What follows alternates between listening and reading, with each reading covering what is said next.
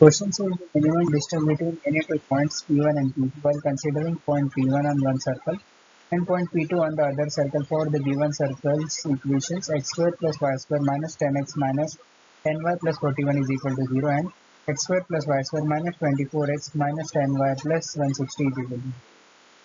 So when we write the equations of two circles with their center and their radii, we have first circle center and radii to be equal to 5, 5 and 3, and then second circle radii to be equal to 12, 5 and 3. So their y coordinates are same, which means that the only difference that will be causing is the x coordinate. So both the circles will lie on the x-axis. Therefore, circle C1 center will be equal to 5, 5 and circle C2 center will be equal to 12, 5.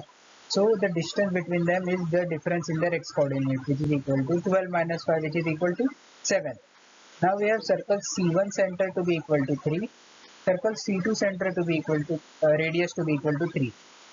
So therefore, this 3 plus this 3 will be equal to 6. Shortest distance will be equal to P1 P2, which is equal to 6 minus 7, which is equal to 1.